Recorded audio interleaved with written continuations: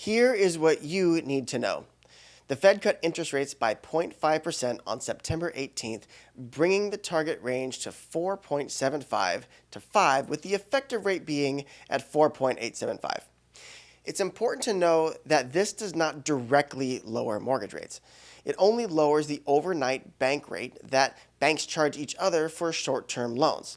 This affects short-term rates like credit cards, car loans, and personal loans, but it also has an indirect impact on mortgage rates. Because of this cut, the yield curve, which compares long-term and short-term interest rates, will get steeper. Before, the yield curve was inverted, meaning the short-term rates were higher than long-term ones, which isn't normal because usually you get a higher rate of return for lending money for longer. With the Fed cutting rates, short-term rates will drop faster, causing that yield curve to steepen, which could make adjustable rate mortgages more attractive. As for mortgage rates, it all depends on how the market views the economy. In the past, rate cuts sometimes pushed rates higher due to inflation fears. More people could spend, pushing prices up. But in today's situation, the Fed has been hiking rates aggressively for a while, pushing the Fed funds rate to 5.375. After cutting by 0.5%, the Fed is still in a restrictive mode with inflation around 2.6%. They could cut more and keep inflation in check.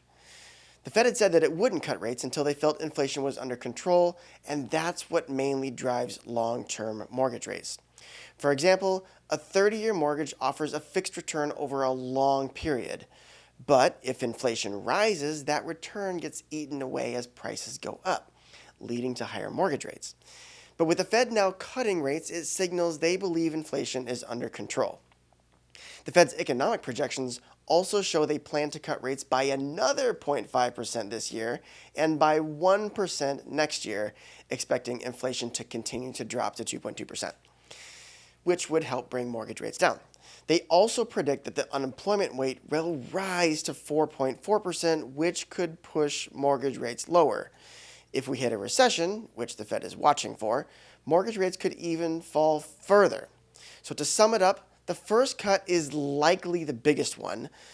Unless unemployment rises above 4.5%, the Fed will probably only cut by 0.25% from here. If unemployment goes higher, though, more aggressive rate cuts could come to avoid a recession. Overall, we expect mortgage rates to trend lower, though not in a straight line.